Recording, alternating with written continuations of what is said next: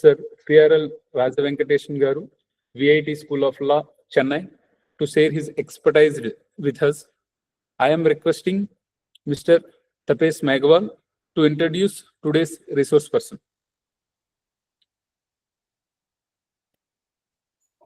Good morning to all. It's a great opportunity to introduce today's renowned resource person, Professor P.R.L. Venkatesan. He is presently working as a professor at Vellore Institute of Technology, Chennai. He is at a teaching experience of about 10 years. His area of specialization, intellectual property law, environmental law, criminal law, cyber law, media law, and law, science and technology.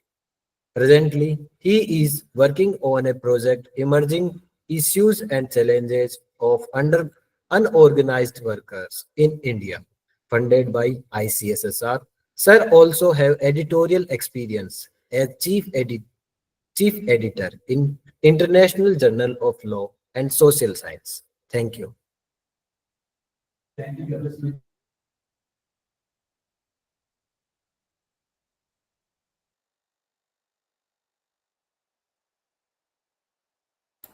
Tapas, please unmute yourself. Your mic is muted. Now I am requesting Professor P.R.L. Venkatesan sir, to share Yes, his sir. Yes, sir. Thank you, sir. Thank you. Thank you so much for this opportunity given. And also, I thank the entire management and also Dr. Jayanta Boram and the other department and also the faculty members and the real participants. Very good morning to one and all. The topic which the today discussion is access to medicines and IP, particularly in human rights perspective. Let me to share the slide.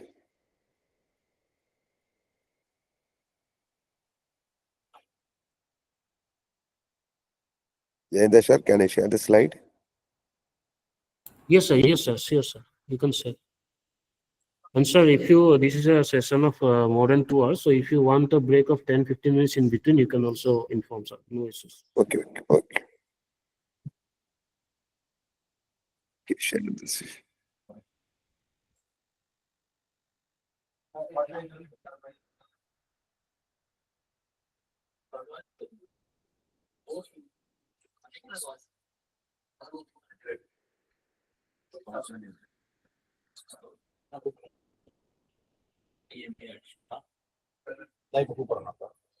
It says, sir, my PPT, it is, I think it's. So it is coming. The screen is being presented. You just minimize the screen and bring the PowerPoint, sir. Page.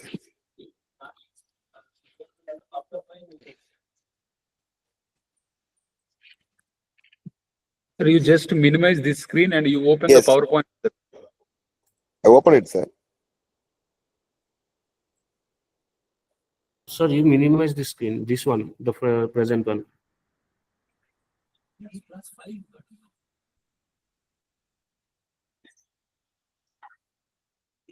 Sir, again it got off.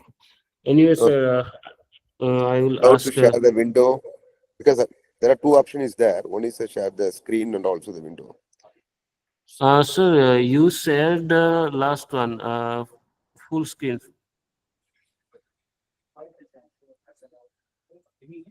Page. Then select the screen and then you say, click the option share.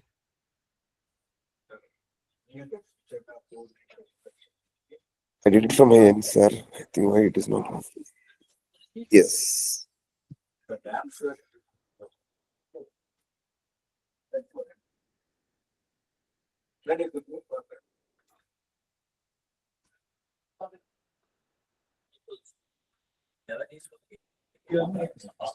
I think there is an issue.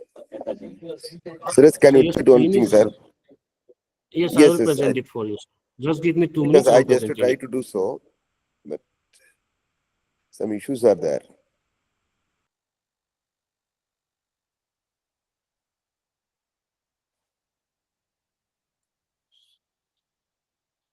No, no, it's-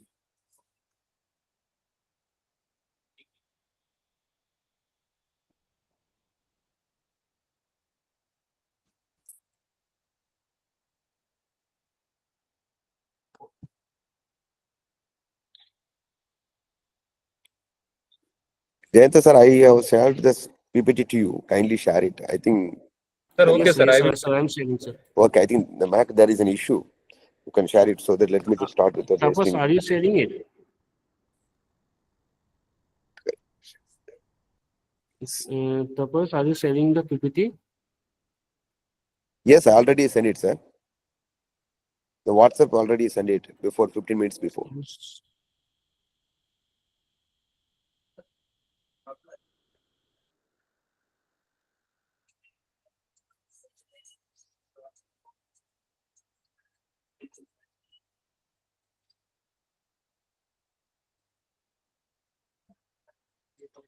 Okay. Let me to start with the presentation.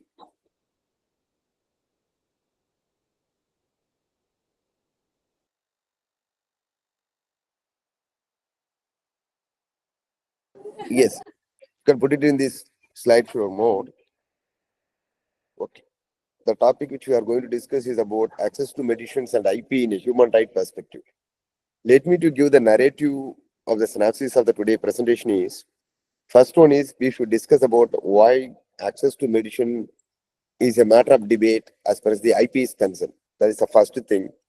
Then, to what extent intellectual property rights either to help or is it as a stumbling block for the access to medicine?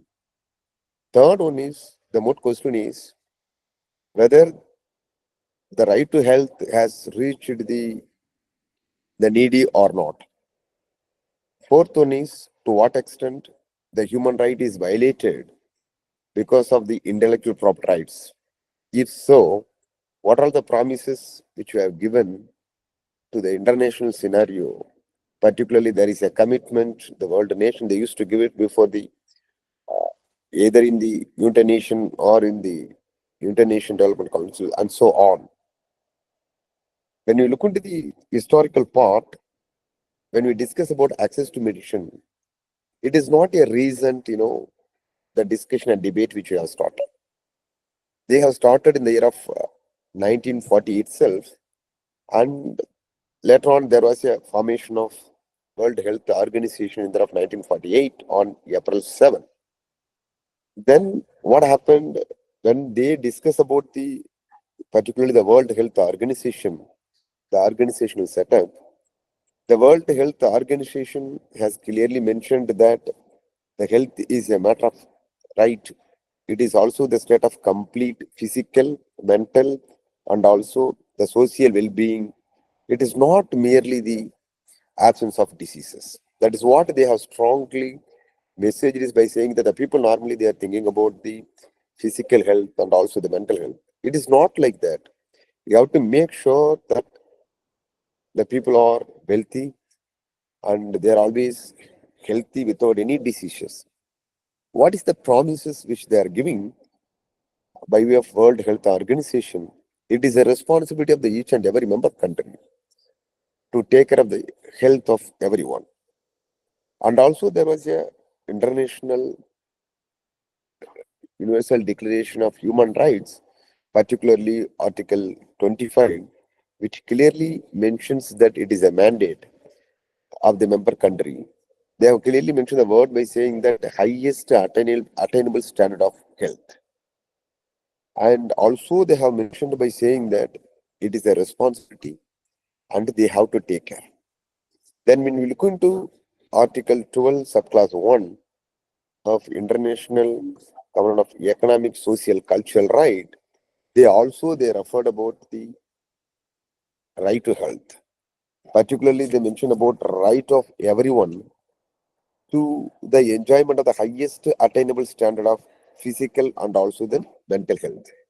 The same thing they have mentioned in other international principles, international covenant, and also UDHR, and also they have referred in various international treatise and also the protocol. Then there is a question is about how the right to health concept has derived, what was the international mandate, then how we adopted those international mandate and also the protocol or conventions and agreement, if any, in a domestic legislation. When we discuss about the right to health aspect in international level, if you want to implement it in national level, you have to bring it as a national legislation. There is no doubt about it. There is an article called Article 253 of the Constitution of India, through which whenever we sign any agreement and ratify it, that has to be enacted through national legislation. Then once if it is enacted through the national legislation, then also we have to give the promise to the people. As far as the India is concerned, there are two ways through which we have to discuss about right to health concept. One is it on constitutional mandate. Other one is on complying the international agreement or treatise. Third one is on how the judiciary also has played an important role. As far as, please don't change the slide because I have to discuss later on about it. Third one is on how, we go to the first slide because I never started, it is only the introduction. Then third one is on how the judiciary has time and again has insisted the government to ensure the right to health on the one side, access to medicines on the other side, particularly access to essential medicine. We can call it as a EML, Essential Medicine List. Even in India, we can call it as NEML. That means National Essential Medicine List.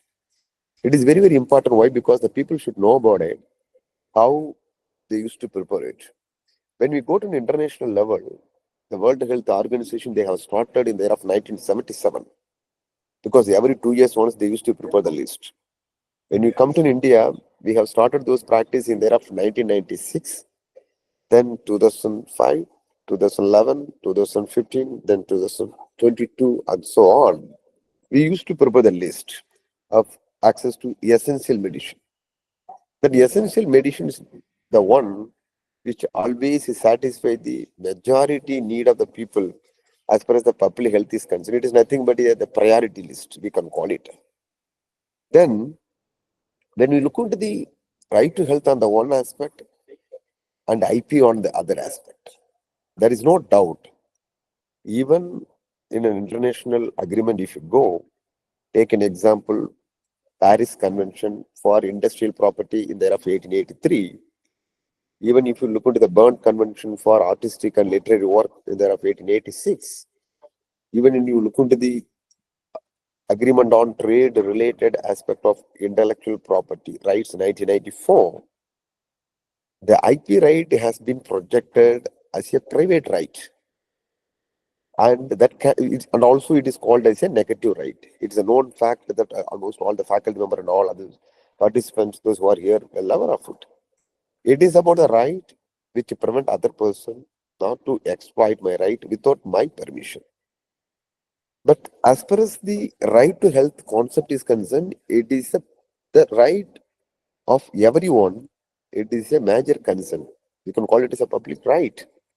On the other side, which we discuss about the private rights, how you have to connect and interconnect in the name of interface between the intellectual property rights on the one side, human rights on the other side. For which there is a scenario also you have to look into that, put it like a diagram. On the one side, IPR. When you look at an IPR, we have to discuss about general agreement on tariff and trade. We have to look into the TRIPS agreement. We have to look into the World Health Organization. We have to look into the World Intellectual Property Organization. And also we have to look into the Doha Declaration on Public Health. And also we have to look into the parallel import concepts. And also we have to discuss about compulsory license. We have to discuss about few cases on this regard. On the other side, in a human rights platform, we have to discuss about the UDHR on the one side international covenant on economics and social cultural rights on the other side, and other international treaty. Now the question is about when both human rights and IP are traveling in a different platform, how you can connect both. Let me to tell one thing. As far as the IP right is concerned, this right has been protected and enforced not for the larger interest of the public, but for the private interest. Because unless and until if you have a strong IP protection, the people will hesitate to invest more money on it in the name of foreign direct investment. On the other side, you also should give a guarantee to an inventor or to the creator to make sure that your investment or your invention or your product is always in safer side, and to permit them to exploit those things at least for the particular period of time. On the other side, in a human rights perspective, when we read into the Universal Declaration of Human Rights, the human rights is a right of everyone. Whoever is born, it's equal. It's a human being.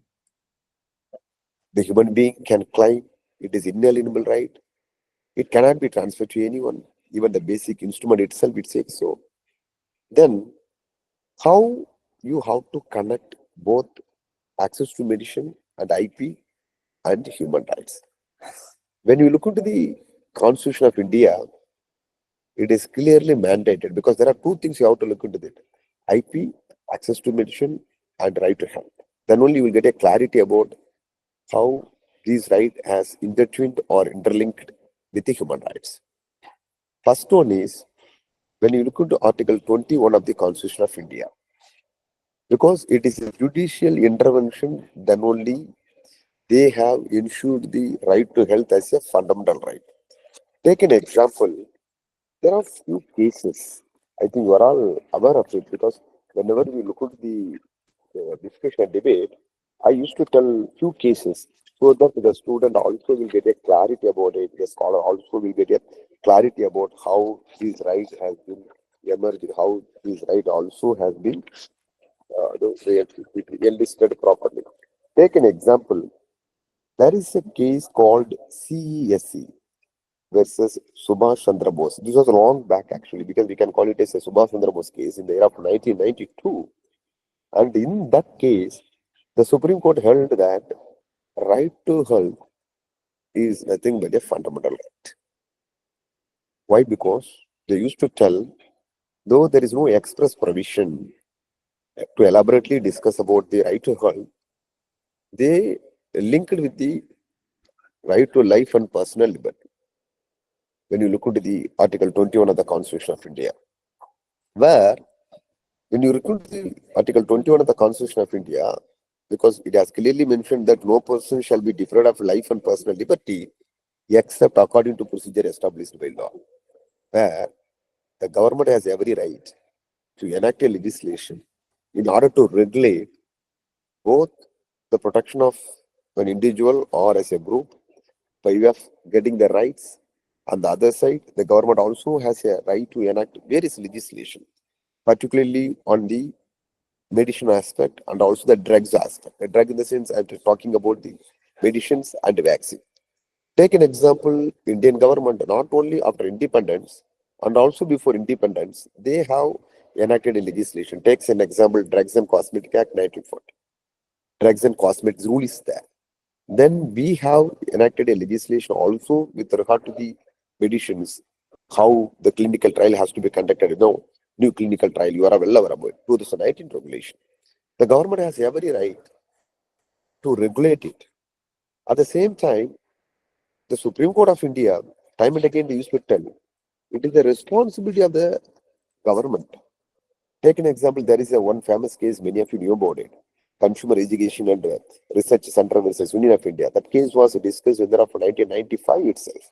Because they used to tell about right to health is nothing but an integral part of every human being. There is another issue is there. When the Supreme Court says that right to health is an integral part of every human being, It is also the fundamental rights. Then you have to look into the health. Is it under which list? Is it in the central list? Or is it in the state list? Or is it in a concurrent list? It is a known fact that the health is a state subject. The state government has every right to enact and also to regulate and also to procure and also to distribute and also to supply and so on. That was very clear from the during COVID-19 how the state government also has invited the tender, because at the time many of them they asked how the state also can interfere when the central government is there to look after the pandemic, because health comes under the state subject, so that the state also can do it. But there are check and balance in some places where the central government also can interfere. Take an example, uh, whenever the two-third majority, because more than 50% majority is there, if it is necessary, the central government can come forward by way of enacting a legislation or interfering with the administration of the state government. That is very exceptional cases they can do. But as far as the Supreme Court is concerned, it is very clear. Right to health is a fundamental right of the everyone. Now you come to an IP perspective. You have discussed a lot about patent on the one side, right to health on the other side, access to medicines on the third side. Take an example. When you go to the access to medicine aspect, there are two questions normally that either the research scholars or the academician or the student they used to ask when I am in the classroom. Sir, when access to medicine itself is a vast area, to what extent we can concentrate on, one is on IP perspective, other one is on human right perspective. Take an example, there is one diplomacy in the world, it is very an excellent diplomacy. That is called as a universal health diplomacy. We can call this as a UHD, universal health diplomacy. Only through that diplomacy, we used to discuss a lot about universal health coverage. Why I'm telling this here, IPR is a subject where we have a lot of tricks and debate. We have a lot of diplomacies there. Without diplomacy, the IP never ever developed, I can say. Because the TRIPS agreement you heard about it, agreement on trade related aspect of intellectual property rights, those agreement is adopted and signed by most of the country, which was an initiative by the developed country. And also the TRIPS is nothing but a tricks of the developed country, in which DC, we can call it as a developing country, and also LDC, we can call it as a least developed countries. Both of them have signed without knowing what was the tricks in the TRIPS. Only through that TRIPS, they used to do a lot of things for access to medicine, but there is no free hand, what I can say from my side, because when we look into the universal health coverage, there is one system, they used to speak a lot about access to medicine. Why countries worries about it? What they have to do? I will tell you there are three concepts is very important. One is on accessibility. Other one is on affordability. Third one is on availability. How? Let me to repeat it. One is on accessibility. Other one is on availability. Third one is on affordability. In a simple understanding, let me to explain as far as the accessibility is concerned. One is called as a physical accessibility. Second one is called as a economic accessibility. Third one is called as an information accessibility. One is on physical accessibility, other one is on economic accessibility, third one is on information accessibility. As far as the physical accessibility is concerned, there are few differentiate is there. Take an example. As far as the essential medicine is concerned, there are 406. Even the list also will vary time and again. Even in India, the same thing is happening because they used to prepare the essential medicine list. And developed country, they have a resources. They used to manufacture the drugs. They used to keep it themselves physically. the drugs are available. Other one is economic accessibility. As far as the economic accessibility is concerned, there are variations. Take an example. The developed country, they are very strong on economic accessibility. But as far as the developing countries and the least developing country is concerned, we are not at a par with that. Take an example, India. We can say that we are a master and also the generic medicine. But what is the reality? Even in a per capita income, we are in 138 rank. Even though the economic is in a third, even in case of accessibility, availability, affordability, which we are at risk. Why? Because access to medicine will vary, depends upon the economic capacity of the person. Despite the fact that we say that we are giving something in a free of cost. There is one center called primary healthcare center.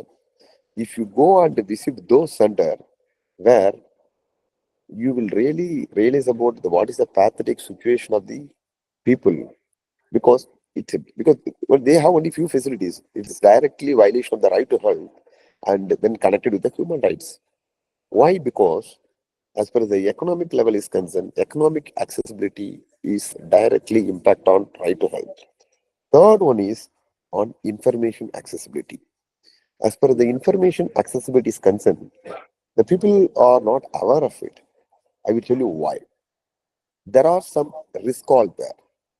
Because the risk is in the sense that we should have a knowledge about what kind of disease they have and what kind of medicine they may have to make use of it and what will be the cost of it and whether it is accessible, affordable or not. There are few barriers are there. Completely, those barriers has to be, removed. Then only there is a possibility to ensure the access to essential medicine. Let me to explain about one by one how it interconnect with each other. Take an example. There is a concept called procurement. There is a concept called production. There is a concept called distribution. As far as the procurement is concerned, the best example I will tell you during COVID-19, what happened, everyone knew about it. When there is a medicine, then we will discuss about procurement. When there is a medicine, then we will discuss about the production. When there is a medicine, then we will discuss about once if it is produced, we will discuss about distribution. Here, there is a completely disparity as far as the protections on the one side, supply on the other side, distribution on the third side. That is what the monopoly rights of the drugs is always rest with the few. That is why in the slide itself I have mentioned monopoly rights on the one side, public domain on the other side. The best example I will tell you, as far as the access to essential medicine is concerned, most of the drugs which is patented by the multinational company is a life-saving drugs. Take an example, cancer drugs. Take as an example the drugs which is used for HIV. There are drugs even for the tuberculosis. We used to say that, for the tuberculosis, the government is, giving the medicines in a free of cost and the government is also taking care of it. But in reality, I'm not completely denying that the government is not taking care of it. They are taking care of it. But how the right of the citizens has been violated by of not taking the medicine. Why? Because the medicine cost is too high. Take an example, I will tell you. There are few barriers. One is inadequacy on commitment. That is very, very important. Another one is on inadequacy of human resources. Third one is on failure of an information. Why? Because the international level, there is a vast gap in order to get an information about the essential medicine. Fourth one is lack of coordination as far as international level is concerned. There are because that itself with connected with the human right perspective. Why? Because when the developed countries give a promise to the developing countries and the least developed countries through IP system, they have to keep those promises. But actually that is not. Why? Because when you look into Article 4 of the TRIPS agreement, it is very clear there is a period called transitional period. Because when you look into the TRIPS agreement, section 3, there is a treatment called national treatment. Article 4, there is a treatment called transitional period. Because on the one side, we have to treat everyone equal. There should not be any discrimination based on the citizens on the one side, non-citizens on the other side, in order to protect an IP. On the other side, they used to give a time that is called as a transitional period for us from 1995 to 2005. In between, whatever there is any, the weakness from our side as far as the strengthening of the legislation or strengthening of the system is concerned, that transition period was very much useful for us. Everyone knew about it because only after 2005 we used to give the product patent. Till then, only the process patent was the scenario that I will come to later on about it. Then there is a R&D system. Those R&D system was very weak as far as access to medicine is concerned. Why? Because in a developed country, the R&D research, investing more on research and development is there. But as far as India is concerned, that even the system, particularly the states, they are spending less amount even as far as the GDP is concerned. When you invest less amount, when you always spend less amount as far as the medicine is concerned, then there is a possibility that, and also it is also witnessing then and there now, that people are not getting affordable medicine. On the other side, you may always ask another question. If you invest huge amount for manufacturing one life-saving medicine, what about others? That question is also normally the people used to ask. But there is a clarity actually what we have to do. There should be a clarity while reading the access to medicine and IP. Take an example, I will tell you. Though the access to medicine itself is a vast area, my focus is only on how access to medicine is not accessible by the people. If it is not accessible by the people, how it will result in human right violation. First one is, there is a concept called safety. There is a concept called effectiveness. There is a concept called health. To what extent the medicine which we are using it is very safe and secure. On the other side, there is an issue is there that why we have to discuss about access to medicine in a human right perspective. Take an example, I will tell you. Change the slide. There are 2 or 3 issues I would like to keep it here. There are 2 to 3 issues I would like to discuss here.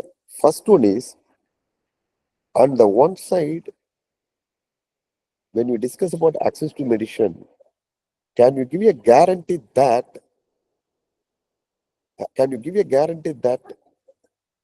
there is a rising price for new medicine? Because the price of the new medicine is increasing nowadays. Why? Because the people, they have a patent right for the drugs. When they have a patent rights for the drugs, they used to always raise the price by way of authority. We know that we have a national pharmaceutical pricing authorities there. But for life-saving drugs and also for every new medicines, the cost of the medicine is too high, so that the people are not able to buy the medicine, and resulted in human right violation. And how it resulted in the human right violation, I will discuss later on elaborately by way of discussing the compulsory license concept and the section 84 of the Patent Act. Take an example. One side, if it is rising, next slide, so that on the other side, there is a shortage, next slide. There is a shortage of and also stock out for essential medicine. Please change the slide. There is a shortage and also stock out. Yes. Take an example. On the one side, Patent Act. On the other side, human rights. As far as the Patent Act is concerned, I'm not going in depth in the detail to discuss about those acts. That's not necessary. Only we have to know about how the Patent Act has influenced over the fixing the price. On the other side, to what extent the patent law also has played a major role, either to protect the right to health of people, or in somehow the Patent Act itself is a reason for deprivation of the rights of an individual. There are legislation where we can discuss about regulation of medicine, but the Patent Act is the only act where whoever come up with a new medicine, whoever come up with a new invention, they can get a patent rights for that, so that automatically they can ensure the rights and exploit the invention for 20 years from the date of filing of the patent. As far as the Patent Act 1917 is concerned, there are some discussion and debate about development of patent. Let me to tell, sorry, development of the legislation on the one side.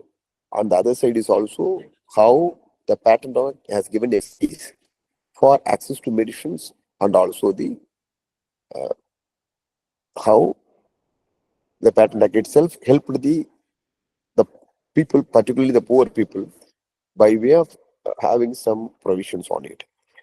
When you look into the Patent Act, it is very clear that the Patent Act itself, please wait a minute.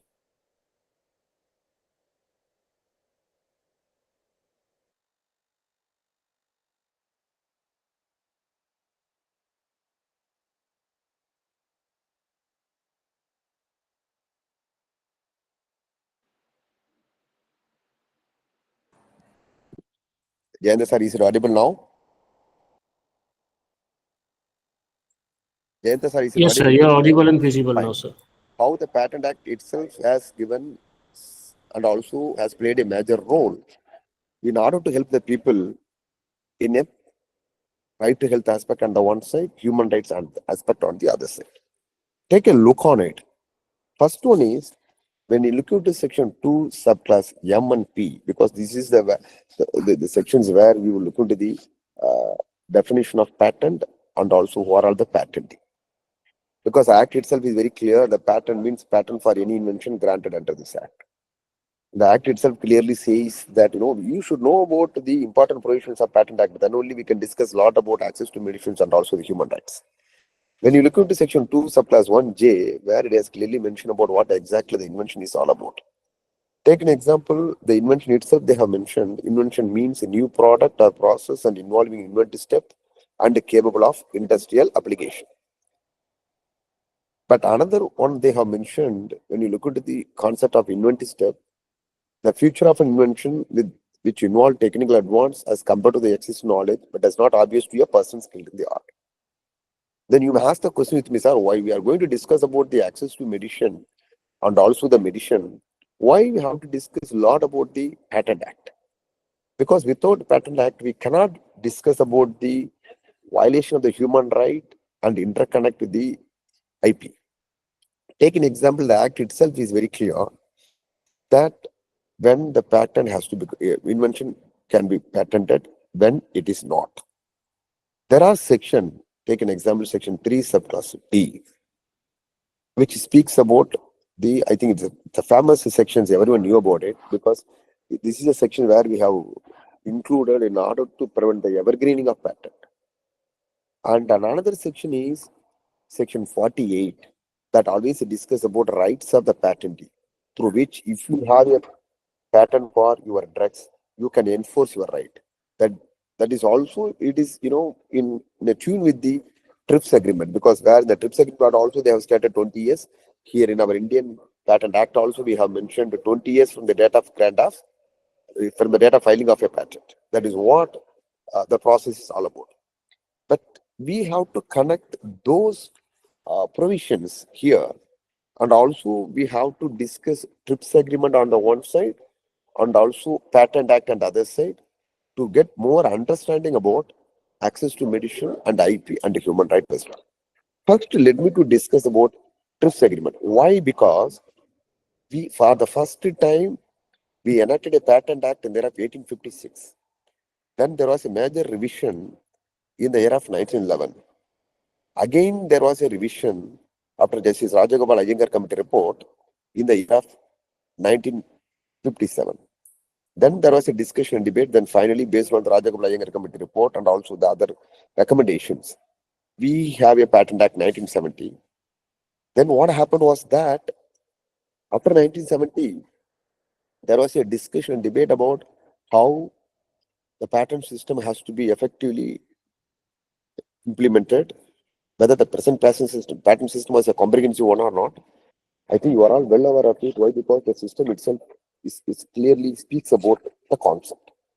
Take an example, then only after 1994, because we entered in a TRIPS agreement, so that it was a responsibility for all of us, as a country responsibility, as a member country, to revamp or to enact a new legislation or to bring an amendment in case there is not complaints with the TRIPS agreement. Then what we did, we enacted a TRIPS Trademark Act 1999, which was came into force in 2003. And also we have completely restructured the IP system after the TRIPS agreement, because there are 8 legislation, you are all well aware of it. When you look into all 8 legislation, except copyright and patent, all others are newly, the new legislation. Though it was earlier one, but to complete the TRIPS agreement, we have had a lot of provisions. That is what the TRIPS agreement always insists us to do so. So that when you look into the TRIPS agreement, you should know what are the provisions which speaks about the right to health and also access to medicine, and also is there any space for human rights also. On the other side, we have to discuss about the Doha Declaration on Public Health and also the Patent Act 1970. What are the sections which always speaks about the access to medicine aspect? Can you change the slide? When you look into the, you can change next. When you look into the TRIPS agreement first, Article 3, can change the slide, Article 3, Article 4, Article 7, and also Article 8, and yes, and also Article 27, Article 30, Article 31, and also Article 33. It speaks about the patent system particularly. And there is a question, to what extent TRIPS agreement has played a major role in order to ensure the rights of the everyone as far as the public health aspect is concerned. When you look into Article 7 of the TRIPS agreement, it is very clear that the protection and the enforcement of the IP shall contribute to the promotion of technological innovation and also to transfer and disseminate of technology. That means the object itself is very clear, protection and enforcement of an IP. You should not retain the information with you, rather you have to share the information. You should not keep the information with you, rather you permit others also to know the information. And also there is a concept is there, that concept is called as a transfer of technology. That concept you can read it when you read the TRIPS agreement, Article 66 subclass 2 of the TRIPS agreement, where it has been clearly mentioned about the transfer of technology. But that is a wider concept where we don't need to discuss a lot about it. But the micro level, we have to discuss about to what extent transfer of technology also is very helpful for access to essential medicine and how the countries has helped us. Another one is Article 8 of the TRIPS agreement. Article 8 of the TRIPS agreement, which makes sure about the availability, accessibility, affordability by way of being fully flexible hand to the member country. Take an example. Article 8 of the TRIPS agreement, it clearly says that members may, in formulating or amending, there are 2 words they have used. One is formulating or one is amending, either the law or regulations. It may be law or regulation. Even they can adapt it also for what? Necessary. The word which they have used is necessary to protect the public health. That is what they used to tell. and also the nutrition to promote the public interest. That means Article 8 is very clear. It's a wider concept where they used to give a free hand to the member country to come up with the legislation only to protect the people regarding the public health aspect. So it doesn't mean that 100% the TRIPS agreement prevents us. There is a flexibility. Then there is a check and balance is there. When you go to Article 27 of the TRIPS agreement, it clearly says that patent shall be granted for every invention, irrespective of the technological development. That means technology is not a barrier. They can give the patent for that, irrespective of the technology which they use it. That is what they used to tell about it. And irrespective of the place, it is there, because place is irrespective of the field, irrespective of the place. And the patent shall be available, and the patent rights also is enjoyable. Note this point. Patent is available, patent rights is also enjoyable without any discrimination of the place of invention, field technology, or where it produced or imported or locally produced. There should not be any discrimination, as I already told you under Article 3 of the TRIPS Agreement, National Treatment. That means Article 27 is very clear about it. They use the word import or they use the word locally produced. Anything, it is possible. Now you ask the question, sir, why you have to elaborately discuss about Article 27? Article 27 is a space where they used to tell how patent should be granted. Also, they used to tell to which one the patent should not be granted. Then when you look into Article 30 of the TRIPS agreement, they have clearly mentioned is about the exception to the rights conferred. I think you are all well aware of it, even in a patent or in a copyright, because IP right is not an absolute right. That can be taken over by the government if it is necessary at any point of time, because you cannot question it. You cannot say that, I have a patent rights for the particular drugs, so that my right should not be intervened or and also taken over by anybody. No, because the government is an ultimate authority, they can do so. Because this concept they have included not only in India, and also it happened in US, it is happening in the European Union. Why? Because there is a provision called Article 8, Class 8 of the Constitution of US. Even those days itself, they used to tell about what kind of power the Congress instead of the Parliament has have. And also in India, we have a list, entry 49, list 1, I think. The Constitution of India, you are well aware of entry 49 and list 1, which speaks about the subject matter of IP. Particularly for all these things, the central government has a right to enact a legislation as far as an IPR is concerned. And then what happened when you look into the Article 30, the exception to the rights conferred, you should ask the question, sir, what right they have? Because whoever got a patent right for the particular drugs, they are called as a patentee. Then they have a right as per Section 48 of the Patent Act, because that can be called as a rights of the patentee. Here also in the TRIPS agreement, they used to tell under Article 30, the exception to the rights conferred. That means limited exception, but has been given to the government, but the government should not misuse those exceptions, and that do not unrestrictedly conflict with the normal exploitation of the patentee, and do not unreasonably prejudice in the interest of the patent owner. That means the patent owner have a right to exploit their invention. At the same time, if the government want to take over the rights from the patent holder, they should tell the reason for that why they take over the rights. Those things they have already given, because the right is absolute, there is a legislation. And another important point you should look into that, Article 31 of the TRIPS agreement, because the TRIPS agreement is an agreement which both protect and enforce the intellectual property rights. And Article 31 of the TRIPS agreement, it says that other use without authorization of the right holder. Note this point, other use without authorization of the right holder. Here, you come to the point here in the slide, I mentioned about access to medicine. When you discuss about access to medicine, why we have to interconnect the access to medicine in Article 31? Why? Because in case of national emergency, please, I kindly request you to mute this. Nine. मैं I तो guide trailer you link to view this.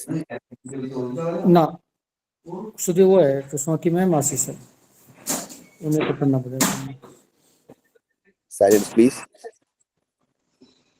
They used to tell under Article 31 that national emergency, extreme urgency in case of public non-commercial use. What is that? Take an example. I will tell you. There is a concept called compulsory license. You are all well aware of it. Patent right has been granted to the person as per Section 48 of the Patent Act, so that the patent holder, as a patent, they have a right.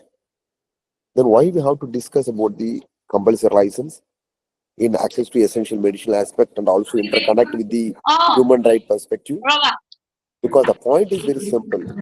Whatever we discuss it in the Article 31 of the TRIPS agreement, such as the national emergency, extreme urgency, use of the patent for non-commercial purposes, it has reflected in the Patent Act Section 84. Because from compulsory license, when you are going to discuss from Section 84 to 94 of the Patent Act 1970, they have mentioned about the compulsory license. Take an example, the compulsory license is a license which is granted to the third party by the government and taking over the right up from the patent holder. Why? Because the patent holder is not in a position to work the patent. Then why? Because it is not a right which can easily take it from the patent holder and give it to someone else. Because if I have a patent, my right should not be normally disturbed by anybody else. But the reasonable period of time, we can call it as a cooling period. The reasonable period of time has been given to the patent holder to exploit his patent. In case if he is not able to exploit his patent, but the invention is very much useful for the government and also for the people. And the invention sense, invention, the person who have a medicine for which he has got a patent and he has to manufacture it. He cannot keep it himself by saying that I am not able to do so. Then what will happen if the particular medicine, like an access to the, if it is essential medicine, if it is very much useful to the people, and in order to cure the diseases, maybe for communicable diseases or non-communicable diseases, anything else, and the patent holder should not sit over his right and should not sleep over his right. Then what will happen, I will tell you. The Act itself is very clear under Section 84 of the Patent Act. After 3 years from the date of the grant of patent, not then the government, if they feel that the patent is very much useful, invention is very much useful, and particularly on medicinal aspect and other aspect, and if the reasonable requirement of the public with regard to the patented invention has not been satisfied, because there are 3 conditions under which the compulsory license can be issued.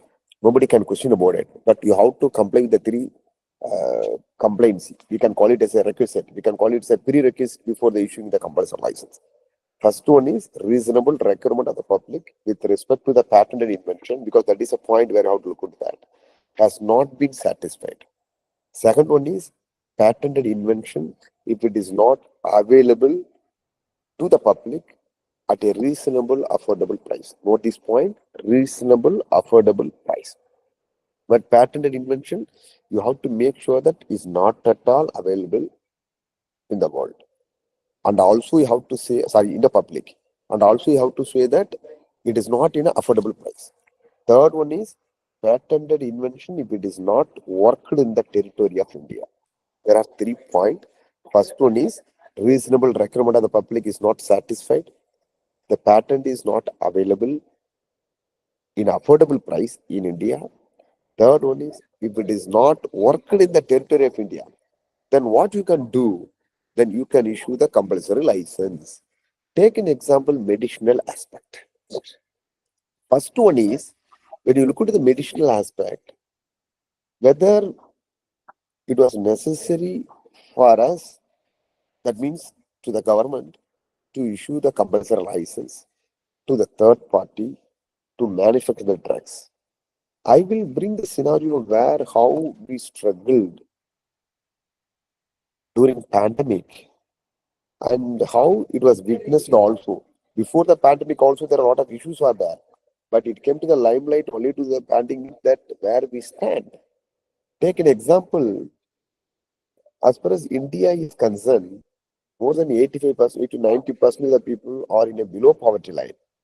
They are not in a position to buy the pharmaceutical drugs. They are not in a position to buy the medicine also, particularly for the cancer and also for the HIV, tuberculosis, malaria. These are all nowadays also, there are the diseases called, even many of them, I will tell you, many of them they were affected with the, we can call it as the stroke. We can call it as a high blood pressure. We can call it as a BP. There are diseases which is in the list of us, which is going to be listed in the access to essential medicine. Why? Because if one person in a particular family, if they are affected with the cancer, the entire family also will be in a pathetic situation. Economically, they cannot manage themselves. And to what extent IP will play the major role as far as access to essential medicine is concerned, that is also a matter of fact. Take an example, I will tell you. India, Thailand, South Africa, and also all South Asian countries, time and again, they used to speak about the public health aspect. That is witnessed during the COVID-19 also. Because India and also South Africa, we came forward and we knocked the door of the TRIPS Council by saying that, please kindly help us for the patent waiver. Why? Because when the people are dying, speaking about the IP has no meaning about it. When the people are not able to save their life, why? Because they don't have any medicine. Enforcing the IP right, somehow, it is not justifiable. Why? Because when while you are going to give a promise and commitment to the people by saying that right to health is a fundamental right vis-a-vis the human rights, and also ensured as a human rights, and not giving the proper care and also the medicine is a direct violation of the human rights. Take an example, as far as the health is concerned, more than 85% of the people are not able to get an affordable medicine. Even the person who is employed, even the person who is economically sound and strong, if they got a cancer, you just think about it, what kind of difficulty will they face it? Because when they go to the treatment level, there are 4 kinds of treatment are there. Everyone knew about it. First, second, third, and fourth. If it is a first stage in a early detection, we can do so. If it is a next level, it's very difficult. But somehow we can manage it by way of medicine. If it's a third and fourth, you know how much you have to spend monthly, even for buying the medicine, even if you get it admitted in a hospital, because the huge amount they have to spend it for the treatment. See, right to health include not only right to access to medicine, and also right to get a medical care. I will tell you one thing. Recently, in the Karnataka High Court, there was a discussion and a debate about the right to health concept. Our Karnataka High Court Chief Justice R.V. Anjani and also sitting with another judge, both of them, because it's a famous case actually, everyone knew about it. And Deepak, because Justice, Chief Justice of the Karnataka High Court used to tell to the government by saying that, please, you take care of telling the government is by saying that not in a stronger note, they are just telling that how the right to health and also right to health care concept is somehow there is a gap, how you have to fill those gaps in order to ensure the right to health of the people. They used to tell by saying that, right to get a proper treatment is also the fundamental right, and there are some lacuna is there.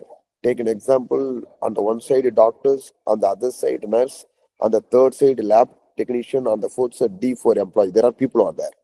And they used to tell that around 730 doctors are in the need of it. There are 7,000 nurses are in the need of it. More than 10,000 lab technicians in the need of it. And there are places where they have to improve the primary health care services. This is, whenever there is a issues comes, the High Court and Supreme Court, they used to tell in a lighter way to the government by saying that how they have to take care of it. Why I'm saying the illustration here, and they never discussed about IP, but they concentrated more on how the people should get medical facilities. how they have to be treated when they are in a pathetic situation. I will tell you one thing, even in India, there is a scenario that even getting the bed facilities as an inpatient is very difficult, because if it's an outpatient, there are hospitals there, they are giving much treatment. We are not going to discuss about it. We are telling about the places where the people are not getting proper care, because there are places where even there are less number of doctors are there. Only the outpatient are increased, but inpatient is very less. Take an example, I will tell you, this is the scenario all over the India. If there are few places where there is an upgraded primary healthcare center where they used to manage somehow by of giving the first aid, they have a tablets also. I will tell you, even they have giving the tablets, there are two things we have. There is always a diplomacy behind it. It is not a fault of the people who are in the administration. It is the entire, the procurement policy, because even sometimes the administrator, even the government, they may not aware of it. Why? Because in-depth diplomatic policy in the universal healthcare system, only few will know about it. Because there are different strategies they follow it in case of universal healthcare system. And even many people, they used to tell, giving the standard or substandard or effective or quality, sometimes there is a question. But what we have to do when we discuss about IP, we have to make sure that the drugs is very good. For that, what is the price they are fixing it? Whether an ordinary person, they are able to get the particular medicine or the particular drugs or the particular vaccine. And also, we used to think that, next slide, and also we have to think that how the access to medicine is, really the workable concept as far as India is concerned. I will tell you few examples with regard to this. Take an example, on the one side, generic drugs. On the other side, the branded drugs. You know about it. And when you go to the drugs concept, company like Novartis, company like a Pfizer, company like a Ranbaxy, company like a Cipla. I'm just telling the few area. There are, the Indian companies, they're all gender monstrous as far as the manufacturing the generic drugs are concerned, no doubt about it. But they feared in those days itself, because there was a discussion that is what I have cited in Article 31. And they feared about it because from 1995 to 2005, they can somehow manage. But after 2005, because we introduced the product pattern, so that what happened, there suddenly there is a fall on manufacturing generic drugs. Whenever we used to proudly say that we are always a major player as far as the generic manufacturing drugs is concerned. Then somehow the situation was worsened in certain situation, then the balance it. That now come to the point here, when we discuss about section 84, they have given the issue of compulsory license, but how many times you used it? Next slide. How many times you used it? How we have to make use of it? If you are not going to issue the compulsory license, there are three questions let me to ask. First one is whether the people, next slide, whether the people in India are in a position to get a medicine, particularly essential medicine, in an affordable price. Second question is, if not, whether the next slide, if not, whether the compulsory license is issued or not. Third, if it is issued, how many compulsory license which you have issued? Fourth one is, though there is a difficulties in getting the essential medicine, why we are not issuing the compulsory license? Come to the cases as far as access to medicine and also the human right perspective, particularly as far as an IP is concerned. Next slide. Who is managing it to change the slide? Jayanta sir?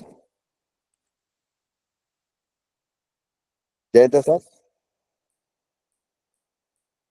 Okay, fine. Take an example. Novartis AG, is it audible, Jayanta sir, to all of you? Sir? Yes, sir, we can hear you. Yes, sir, audible. Gavi sir, is it audible? Okay, ma'am. Okay, Yes, okay. yes, Thank you, ma'am. yes. Yes, thank you, Susmita, ma'am. Take an example. The topic also which you have chosen is a wider topic that cannot be discussed in a 1 hour or 1.5 hours. It's a wider policy and diplomacy is there as far as the access to medicine is concerned. Take an example, I will tell you. You are all heard about Novartis AG versus Union of India. There they discussed about IP, access to medicine, quality medicine, and human right perspective. While the case was discussed in the Controller General of Patent, Design and Trademark, particularly because the case which has started only in the Chennai itself. Because at the time I was a LLM student in Cochin University of Science and Technology, and IP chair is there. My faculty, my professor, respected Professor Dr. N.S. Gopalakrishnan sir used to speak a lot about, how the access to medicine concept has, influenced, and how the TRIPS agreement and Doha declaration also has influenced to decide about ensuring the affordable medicine. And in the 2006, it started. Not JG versus India. I don't need to go in depth about it because many of you knew about it. Only I will just give the key points for that, because then only it will be easy for us to go forward to know about how IP system has somehow impacted and also the violated the human rights. When you go to the medicine, it is the medicine like a glitch in your world, no doubt about it. But how they filed an application, because at the time, what happened was that at the time of filing an application, the people used to question about it, how, to what extent, it is considered, or it may be considered as an invention. I don't think so. That can be considered as an invention. It's like a slight modification somehow. Then what happened was that the patent application filed by the Novartis was rejected, and the citing reason by saying that it comes under Section 3D of the Patent Act, because the Act itself is very clear. Mere discovery of new form of known substance does not enhance the result will enhance efficacy. And also finally they used to say that unless and until at least one new reactant. That is what they used to say, because unless and until at least one new reactant, you cannot consider anything as an invention as far as the drug's perspective is concerned. Then finally the case went up to the High Court of Madras. When the case went up to the High Court of Madras, at the time, Justice Pratibha Sridevan and Justice Balasubramanian sir, both of them, they were saying it's a division bench. In the division bench, there was an argument. I will tell you one thing here, because we should know how the multinational company had a wider influence to handling the cases cleverly and clearly. Even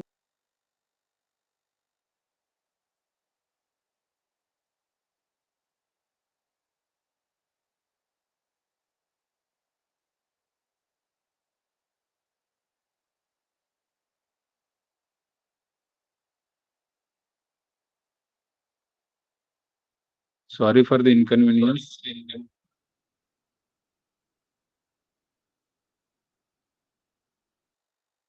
Suddenly, sir was disconnected.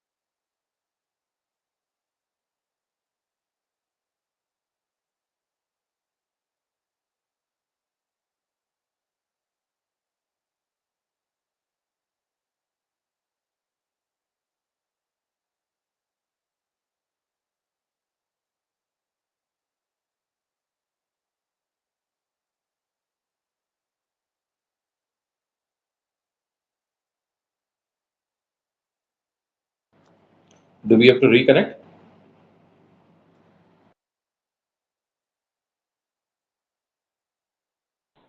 We are trying to connect the resource person. Kindly patiently wait. Thank you.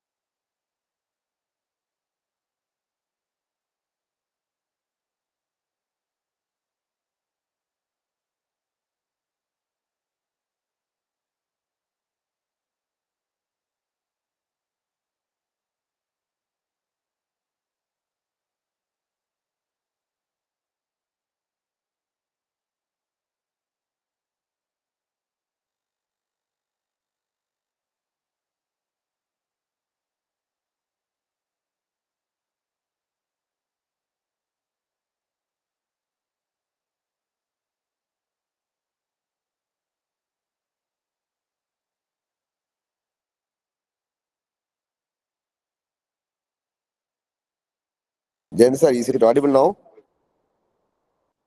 Yes, sir, it is Sorry, audible, sir, sir. it's disconnected. There is some Yes. technical clutches in the hotel, so that there is a disconnect. Yes, sir. Okay, sir. Okay. No issues, sir. No issues, sir. Okay, well, sorry to because sometimes there is a connection, sometimes it's not. Okay. Sorry, let me to discuss about it. How there is a, you know, the systematic issues with regard to the right to health on the one side, human rights on the other side, in the novartis education in India. Before the judge, there was a discussion about it. Whether this matter can be discussed by the High Court itself. Or another issue, whether Section 3D of the Patent Act 1970 is not comfortable with the TRIPS agreement. Because they used to tell by saying that the patent should be granted to all invention, irrespective of the technology which they used it. Then they used to say, as an Novartis side, they used to tell by saying that, you know, Section 3D itself is a stringent provision, so that that should not be considered a valid one. And on the other side, judges, they used to discuss a lot about the public as perspective. They thought about it. Why? Because the matter that has to be discussed by the dispute settlement mechanism, so that why not you try to do so? Why you just to pressurize by way of legal provisions? Because it is really comfortable to sit and discuss about it, rather just to finding a fault on it by saying that article, it is Section 3D is against Article 14 of the Constitution, 21 of the Constitution, like that. Then finally, because they dismissed the petition, everyone knew about it. Novartis, they didn't succeed it. Finally, they went to the Supreme Court in the year of 2013. They decided. As far as this case is concerned, not the drugs which they are saying that, you know, it is a new and it has a cable of industrial application that was not considered as an invention. And Novartis AG, they never ever succeeded. But the question is about what was the impact because of this judgment, and how the concept is also very strong as far as India commitment is concerned. The Patent Act itself is very comfortable. Very concept itself is very strong. Message itself is very strong message to the world by saying that it is not at all flexible as far as the grant of patent is concerned. Let me to tell one thing, through the Novartis AG, we gave a strong message to the world that our patent system is very strong. At the same time, we are also very clear by saying that we are comfortable with the TRIPS agreement, for which we have to discuss about few areas in a patent act itself. First one is section 85. Another one is section 86. Third one is section 88. Fourth one is section 89. Then section 90, 92, particularly section 92 capital A of Patent Act 1970. How that can be discussed with the right to health and also human right perspective. As I already told you, when you look into Article 31 of the TRIPS agreement, it is very clear that national emergency, extreme urgency, and non-commercial use. Here also they have mentioned about the right to health perspective under section 92 of the Patent Act.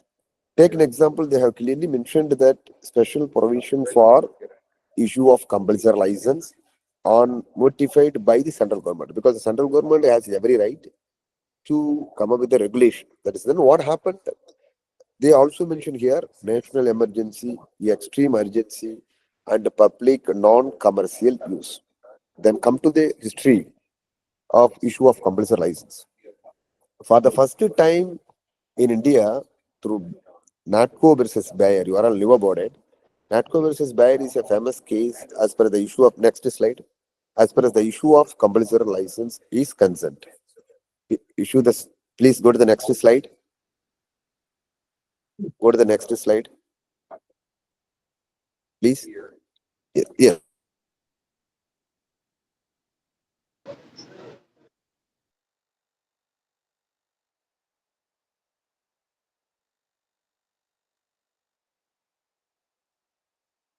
Yes. As far as the compulsory license is concerned, go to the next slide. We discussed about section 89. Yes. We discussed about section 89 and also section 92 and also article 31A of the TRIPS agreement. It is like interconnected with all three as far as the right to health and human rights and access to medicine is concerned.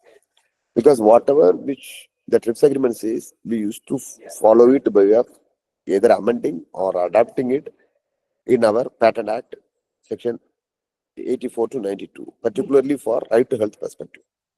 Take an example. As far as the issue of compulsory license is concerned, next slide, we are not in a position to straight away issue the compulsory license. Next slide. Because before issuing the compulsory license, we have to be very clear about it that the prevailing situation or condition situation or this is the right situation where we can issue the compulsory license. It's not, you can straight away go and issue the compulsory license somebody who filed an application with the Controller General of Patent. That is not an issue. But the Controller General of Patent also has a responsibility. Just because someone come on by saying that drugs is not available, if it is not affordable, it is not accessible, they will issue the compulsory license. No. The compulsory license can be issued, provided situation also should be conducive through legislation also, because they also should comply with the Patent Act 84 to 94. Take an example. The Controller General of Patent, Design and Trademark, he is an authority to decide on whether the compulsory license should be issued or not. At the same time, the person who applied to issue the compulsory license also should prove that invention is not worked or it is very need of it. And there are processes to be followed. It will never ever happen in a day. What the process has to be followed. The controller will check and thoroughly, check applications and also see all the situation which is, mentioned in the Patent Act section 84 and also section 92, cap 92. Then he will issue, finally, if he is satisfied, then he will issue the compulsory license. That is very basic. Then issue of compulsory license also is a matter of debate that can be questioned because it is not a final one. But as far as NATCO versus Bayer case is concerned, the issue is about issue of compulsory license. There is a medicine called sorafenib. I think everyone knew about it. That is an important medicine for the treatment, particularly for, we can call it as a brand name, Nexaver. That is the treatment for kidney and also for the liver cancer. I will tell you one thing. The diseases like, liver disease, kidney disease, and also like a cancer, many of them, they are like a dialysis patient. Because if their kidney is affected, if they are, suffering, surviving the cancer, it is about buying the medicine and the cost of the medicine, how they will survive, it depends upon the economic capacity of the person. As far as this case is concerned, NATCO is an Indian company who filed an application in order to get a compulsory license. On the other side, Bayer is also very strong because they used to say that we have a patent, how can you do so? But NATCO price, they have fixed for the sorafenib is only 8,800 rupees for a month. On the other side, for the Bayer, they have fixed for 2,80,000 per month. Now the question is about, on the one side, there is a price variation. On the other side, not everyone will be in a position to afford the particular medicine in affordable price, and not everyone will access to this. Then what happened? The compulsory license was issued. Because once the compulsory license is issued, next slide, they have every right to manufacture the drugs. And also, it doesn't mean that once you got a compulsory license, doesn't mean that you can do as you like. The provision never says so.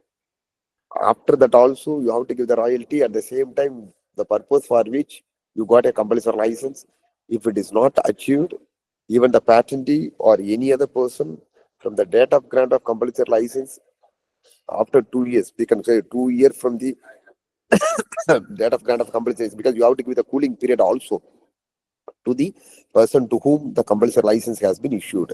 You should give an opportunity. If it is not worked, the government will come forward. That is what the process is all about. They used to tell also everything.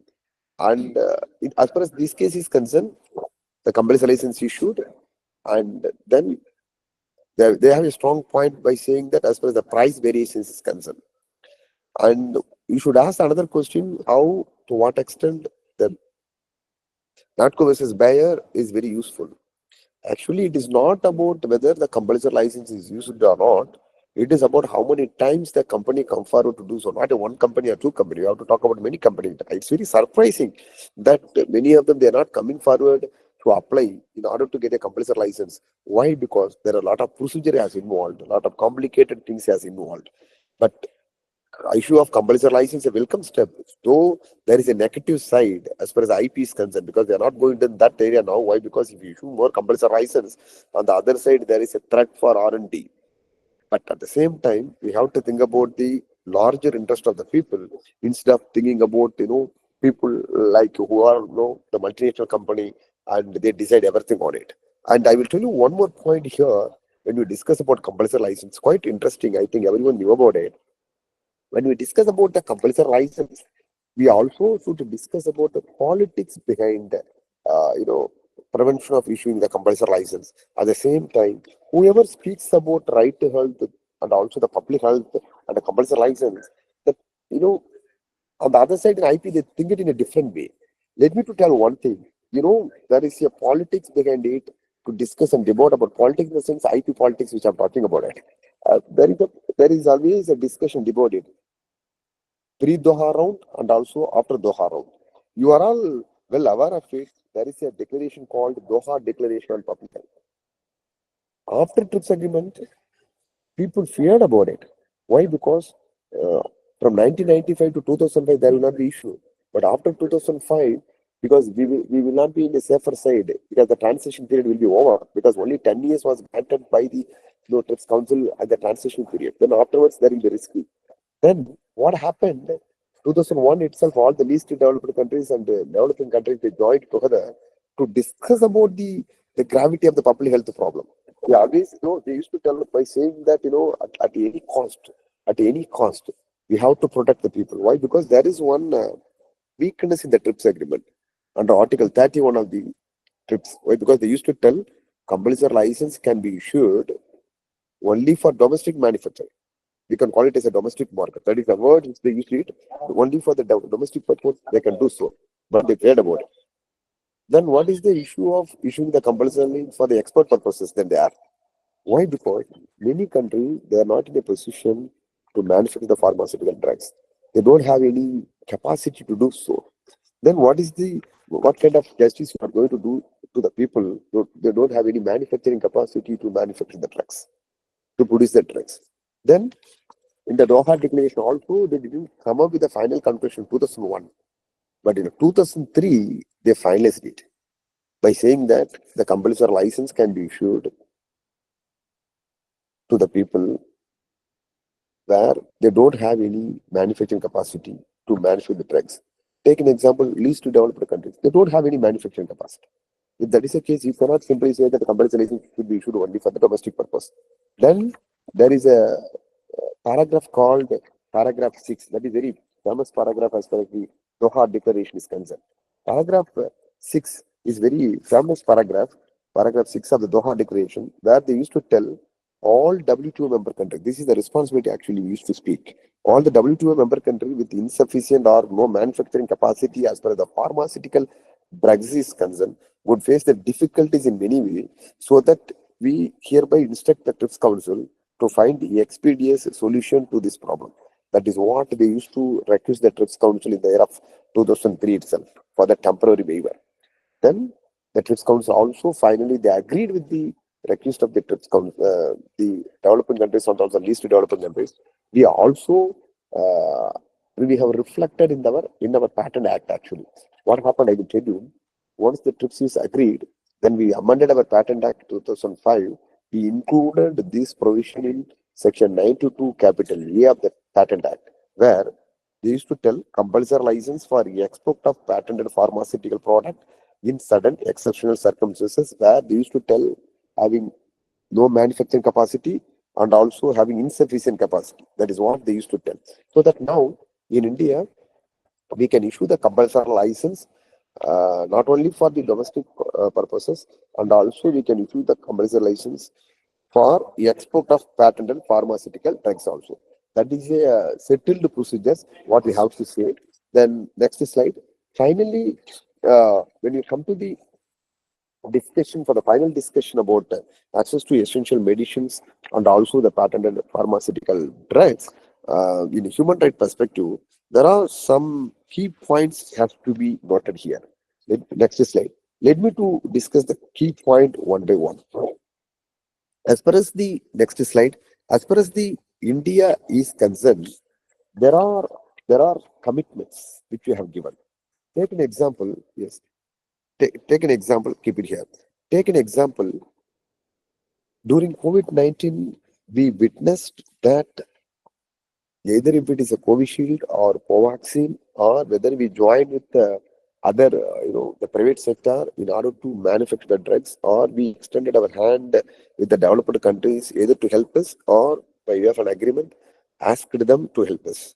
And as far as the access to medicine is concerned, it's a known fact that public sector was not entertained. Despite the fact that the government itself is having all the facilities, somehow investment is a bit trouble. That is what they are citing. But as far as the private sector is concerned, take an example. Even during COVID-19, Serum Pharmacy, Serum and other institute, I think you know about it. They were, they were always concentrating on vaccine and other things. But at the time, even there are few discussion debated on why the private sectors only they were entertained as far as the pharmaceutical areas concerned. What about the public sector? What is the issues in the public sector? Because the state is an authority to ensure the rights of the people, to make sure that they are getting everything as far as the right to health is concerned. If you are not going to concentrate much on it, it will directly result in the violation of the human rights. That is what they used to tell. But the government itself, they used to balance the individual right and also society whenever they need. And then finally, what that we have to at that time we have to appreciate the commitment of the government. Why? Because population is very huge, but we are in a pathetic situation.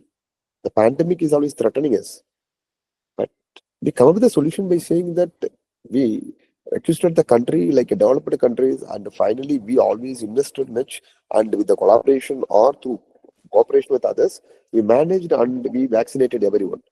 And because this is an example where somehow, even if you are not manufacturing something, we can manage it by the help of others. And we used to invest it also. We finally succeeded in some extent. But what is the reality? To what extent IP create an impact on human right perspective?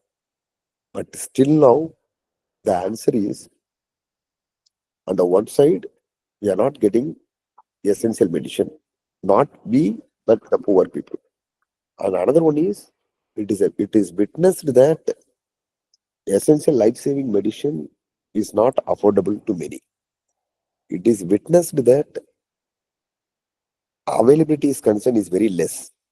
It is witnessed that many people who got admitted in a hospital, they are not in a position to buy affordable availability and available and affordable and accessible pharmaceutical drugs. Then the question is about role of IP and how it create impact on pharmaceutical drugs. What kind of suggestion normally, either as an academician or as an IP advocate, the people used to give that whatever you do from the government side, you should not create any impact on IP. But I will tell you one thing, whenever there is a strike and balance between the private rights and public rights will prevail over the private rights. What they have to do, that the government should come forward to identify the ways and means to balance both the IP rights and also the human rights. And we have to make sure that not even a single person who died without any proper medical care. But during COVID-19, it happened because few people, they, they died. Why? Because that was a situation nobody expected. We should not find a fault on anyone. Why? Because the situation we were not in a position to manage it, but we managed it. Few people that died in the ambulance itself. At the time also it happened, medical facilities, medical care facilities also, because we should appreciate even the doctors and nurses and all the paramedicals, including the people who are involved in it, because they took the risk. But the problem is, even they take the risk, what about the medicine? And there is another question is about not only access to medicine, there is another issue about equitable distribution of medicine.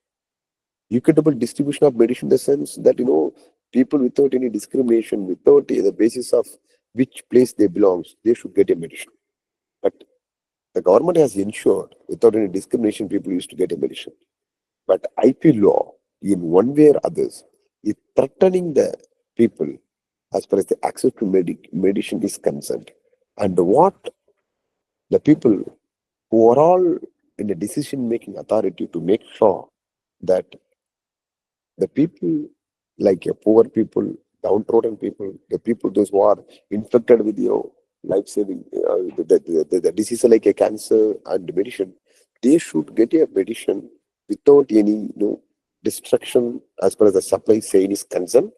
But there is no doubt that IP, that means the intellectual property rights, is one of the reasons where they used to directly the impact the human rights as far as the poor people is concerned, and also the people, particularly those who are in the least developed countries, in the developing countries, as far as the pricing aspect, they are not in a position to get a medicine. So that Finally, I would like to suggest that there should be the clear-cut formula where both in international level and national level to balance the IP right to make sure that not even a single person is died without any mention. Thank you so much. Thank you. Thank you so much.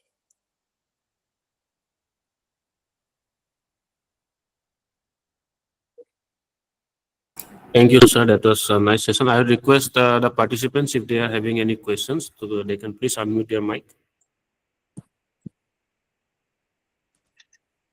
Oh. Mr. Tapas, are you here?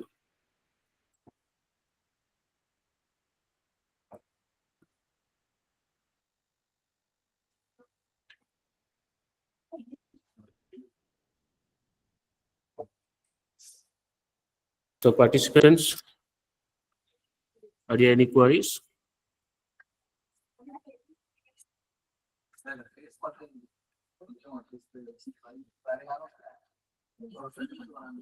The chat box is enabled now. If anyone wants to ask, they can put their queries in the chat box also.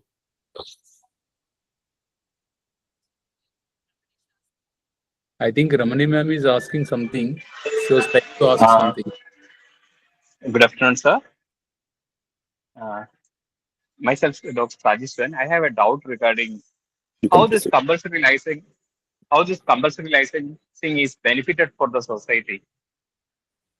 As far as the issue of compulsory license is concerned, the first one is that whoever manufactures the drugs, they are not hearing the voice of the people.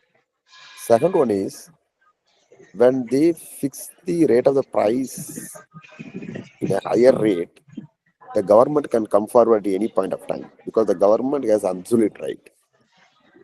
Because it doesn't mean that someone should apply. Even the government also will take over the entire control.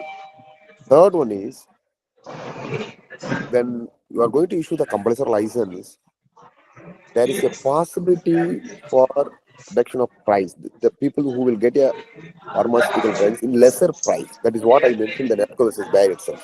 On the one side, the company who says that I can sell it only for 2,80,000.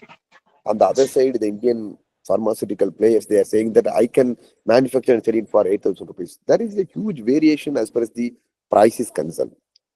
Third one is compulsory license system where it is not for all the the medicines and drugs we have to issue the compulsory license. We have to identify which one is a life-saving drugs.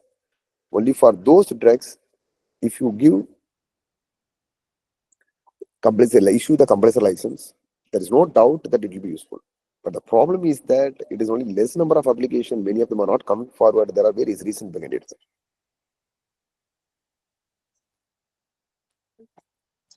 Thank you, sir. Thanks for your Thank you. Any other questions? Yes, sir. In the chat box, there is a question by Ravikant Sharma. Hmm. He's asking, sir, is there any landmark judgment in the recent past, like Keswananda Bharati case for IPR, differentiating the prevailing of public good versus private rights? Sir, I will tell you one thing. From 1973 to 2019, time and again we used to discuss about public right basic structure. But from 2020, I think many of you knew about it. When our Chief Justice, then the Chief Justice of India, Dr. Y. Chandrachud, before whom there are, during COVID-19 itself, there are a lot of discussion and debate about private rights on the one side, public rights on the other side. But the Supreme Court was very clear, based on citing the Keswananda Bharati and also others, give the priorities to the people, particularly in a public interest perspective, without, compromising the human rights. Take an example, what happened, because 2020 to 2022 have to read. There are few cases, that is what I cited recently also in the Karnataka High Court, what happened. They used to tell about the public health perspective in a larger way, Because it is not about the basic structure which I am talking about it. It is about how the judiciary has played a major role to bring right to health as an intrinsic value and connect to the human rights. And from 2022 to 2025, there are few cases where they used to tell about not only the basic structure, not only the right to health. They used to tell about right to health is your fundamental rights. Right to health care is also is a fundamental right. So that as I explain about the fundamental right perspective to connect to the right to health, I think many of you knew about it. We have to start it from Paramananda Katara. That was a case where they have discussed long back about it. Even if irrespective of the people, whoever comes, you have to treat. And even in the Paramananda Katara, because I think many of you knew about it, whether the person, whether he is a terrorist or he is someone, right to treat the medical care should reach each and everyone doorstep. But as I can say that now the medical facility has developed, even their life expectancy also has increased. But once the Keshwananda Bharati, it is like a classic case. Based on the Keshwananda Bharati, there are a lot of cases. They have come forward to discuss not about what had happened, to discuss about how the system has to be improved. Where whoever deprived the right to health, they used to come forward and cite previous cases. Thank I you, think sir. There is a I think one person is asked about the biopiracy and all. I think that is a different area which we have to discuss about it later on. yes, And we have to start it yes, from sir. Diamond Chakrabarti case, and also there are two cases. Let me to discuss about that because the biopiracy. One is the Diamond versus Chakrabarti, other one is a Domenico AG versus Controller Patent. That was a Calcutta High Court in 2002. When time permit, please I kindly request that I think the participant to read it because that is a wider area where we have to discuss about traditional knowledge perspective and also this one. Okay. Sir, there are other questions like Yofika Thava has put a question. Can you elaborate whether the Drugs and Cosmetics Act directly or indirectly impacts access to medicine? And what is India's stand on these rare or orphan diseases? Okay, good question, sir. I will tell you one thing, sir. On the one side, a Drugs and Cosmetic Act, on the other side is a Patent Act. You are all well aware that the Drugs and Cosmetic Act, where it's a regulatory things that the Drug Control General of India has a exclusive power over it. Because what they will do as far as those legislations concerned, it is only about the regulation, it is only about the approval, it is only about the fixing the price. But on the other side is a Patent Act where it travels in a different direction. If you have an invention like if you come up with the new drugs, your drugs will be invented. That's all. One is about the right, other one is about regulatory authority. Third one is, I think you heard about the recent story where how the drugs prices also increased periodically. Because fixing the price cannot be done individually by the pharmaceutical company. Only the National Pricing Pharmaceutical Authority can decide along with all other criteria, because what is the manufacturing capacity, how much they spend, and how much they, final product, how much they have spent. And there are a lot of criteria are there to look into that. So that Drugs and Cosmetic Act will travel in a different direction for regulatory authority. Patent Act will travel in a different direction only to make sure that the particular person is very safe to exploit his invention for 20 years. On the other side, Patent Act, one thing we have to appreciate the contribution under the Patent Act. Why? Because the Drugs and Cosmetic Act, they never discussed much about public health aspect. But the Patent Act has discussed much about it. They have always concern about the people. That is the reason why we include the compulsory license provision. One more thing, the urban drugs you have asked about it. See, I will tell you one thing. Nowadays, the scenario is without the support of the private public part, the private shareholder, the people who has huge amount to invest, they somehow maintaining and also the manufacturing the drugs and others very difficult. I'm telling about the practical thing. You may have a different view because the pharmaceutical sectors is in the hands of the private. But though we say that, as far as the pharmaceutical sector is concerned, the government come forward. But it is in the hands of the private. It will take some time to come forward because as far as the urban drugs is concerned also, because that is a different area that I will, but briefly I will tell, identifying the drugs, manufacturing the drugs, supporting it, giving it in the free of cost. It will happen. But nowadays is nightmare. It will happen one day, but the days are not too far. But urban drugs is also, the government should come forward to identify what are the drugs and what are the diseases for which we have to support more by way of financially. And days are not too far, sir. People will get the drugs in free of cost. But nowadays also they are getting it. But in the list, there are so many essential medicines are there. For everything, they are not.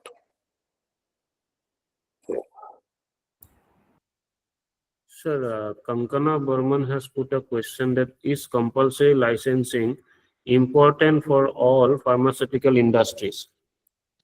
Sir, compulsory license is only the exceptional. It is not a rule.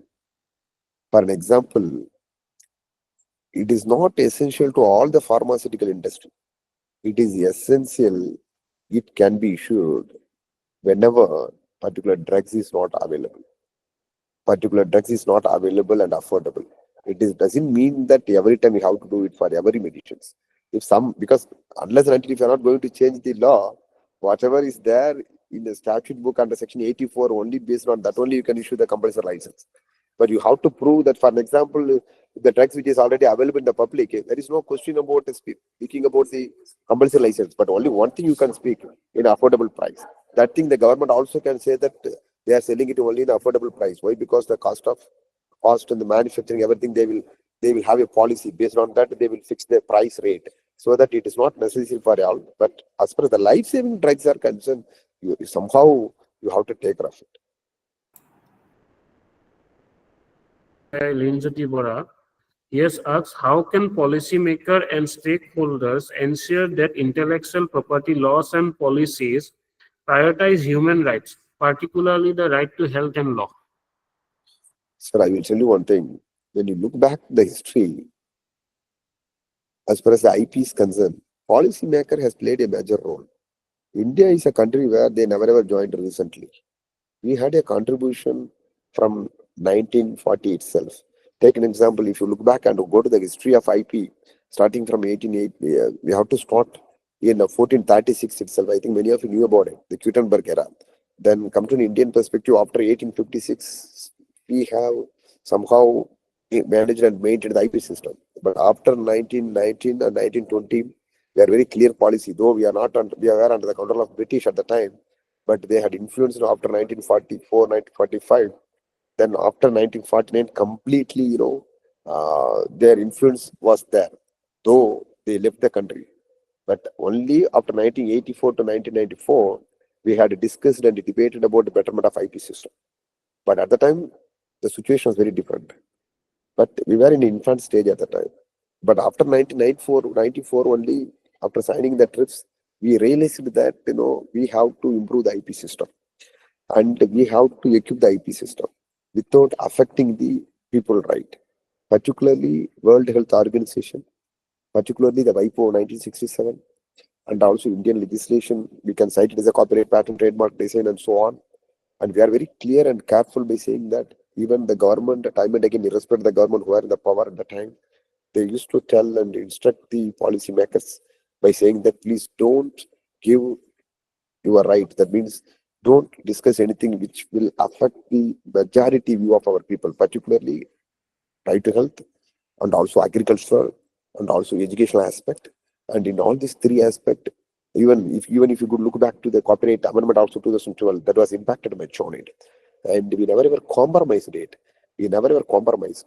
But the only thing is that when we come to the internal level, there are some issues that we used to manage it. Because as far as the world level is concerned, our Patent Act is very strong. Our IP is very strong. But US government used to tell by your 301 agreement, report, I think many of you knew about it. India doesn't have any strong IP law. India doesn't have any seriousness about protection of IP rate of the people. But that is not a situation here. The policymaker and the shareholder, even there is a periodical meeting. It's about a discussion and debate. Time and again, they used to happen. And finally, the government will take a decision without compromising the rights of the people, those who are in India. Then only they will go and sign. That is very clear about it. And at time and again, we used to raise the voice. I will tell you one thing. I think for during pandemic, only India, along with South Africa, they raised their hand and raised an objection by saying that we need a patent waiver. None. But afterwards, somebody joined. But the India was a front runner to always take care of not the people in India, people all over the world. This is my answer for this question, sir. Sir, the last question from the chat box is gene editing and your views on it. I think genetic engineering it is Yeah, separate. yeah.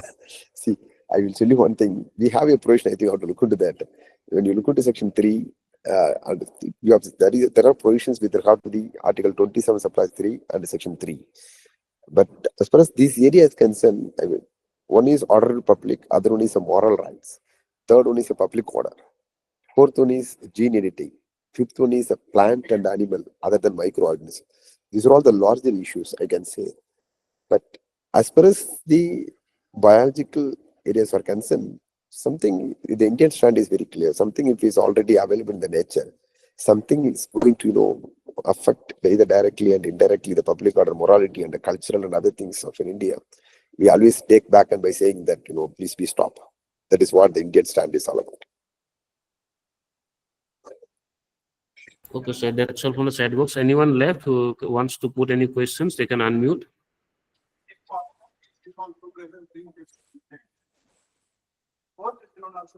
Tapas, are you here? Hello, sir. Hello, Yes, sir. please. Yes, ma'am, you are Sir, I audible. have one doubt. I want to ask, it is said that generic medicines are less effective, so they are cheaper. Then why we are including in that compulsory licensing? What are actually the generic medicines are? Can you please tell, sir? Madam, I will tell you one thing. As far as there is a concept called reverse engineering. I think many of you knew about it. The process, even we have a provisions after 1995 to 2005. There is a mailbox provision. See, it is not about branded drugs or generic drugs. When the patent is on, the people used to start the research on it to come up with the drugs. Once the patent is expired, then the generic drugs will come to the market. It doesn't mean that the generic drugs doesn't have any quality. It doesn't mean that only the branded drugs alone is having a quality. But the generic drugs, they used to, because particularly India, they are always supporting the generic drugs only because of the generic medicines we used to save many of them, not only in India and also in abroad. And the generic drugs also is a standard one. We can manufacture it in a lesser cost. We used to supply to all over the world, it happened in a lesser price. It is not about the quality, it is not about the safety, it is not about the effectiveness. But it is about, increasing the price by the branded drugs so that alternately we go for the generic drugs. That is the only one area we have to concentrate on, right, to health aspect. I can say that generic drugs is the area where we have to increase. But time and again, depends upon the policy, depends upon the multilateral and bilateral agreement which we have it in other country, that will vary.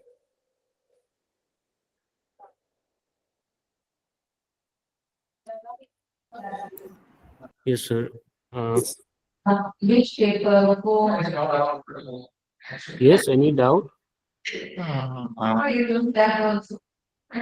Respected presenter, good afternoon to you. I have one general query about the placebo effect. Hello. Placebo effect, sir. Hello. Sir, he was asking about placebo effect.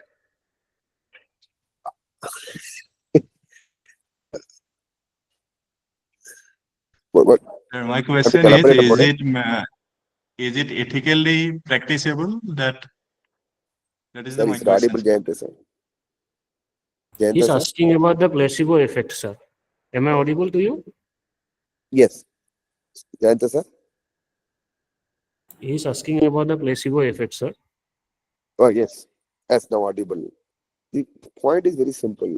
It is practically possible. It depends upon how, in what manner, and what circumstances you use it. But I will tell you one thing, as far as the IP policy is concerned, most of the area where we used to concentrate more on public health, morality, and ethical aspect.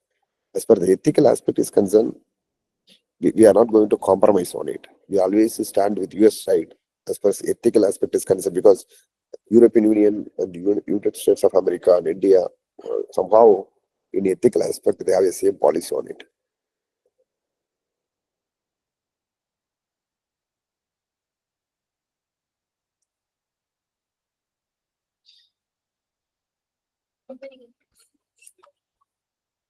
Okay, Jayanta sir.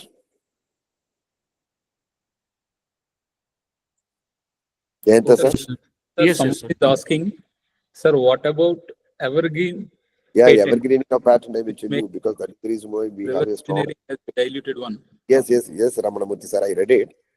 And as far as the evergreening aspect is concerned, we are not diluting anything, because we have a strong IP protection. Particularly, we have included Section 3, Subclass D. In other country, for an example, I will tell you, when you read Section 101 and 102 of the United States Patent Act, even the discovery they can patent it. First they will issue, then they will question. That is what the policy of US. But as far as India is concerned, it is not. First we will check it and examine it, then we will issue. And that is the policy in India. So that, as far as the evergreening of patent is concerned, it is not possible. Even they have to prove, at least one new reactant from the existing one.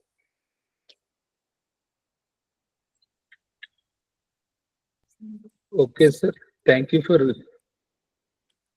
Sir, Jain sir, is there anything you want to speak, sir? No, no. Now you can summarize it. Okay, sir. Thank you so much, sir. Thank you, sir. Thank you Thank for you. the insightful knowledge to our members, to share with the knowledge with our members. I hope all the participants has interacted with sir very amicable way. He also give the information, whatever very useful information he gave. He started with from national right to health to international. He covered all the agreements. He covered Indian Patent Act also. So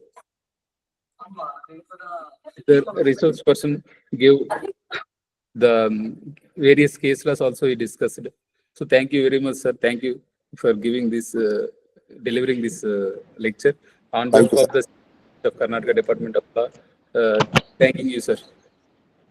Thank you, one and all, for your passion. Thank you. Thank Sir, special thanks from my side also, sir. Out of your busy schedule, you have managed you, this sir. sort of time. I can Thank understand, you, sir. sir. The last day you were saying about your schedule.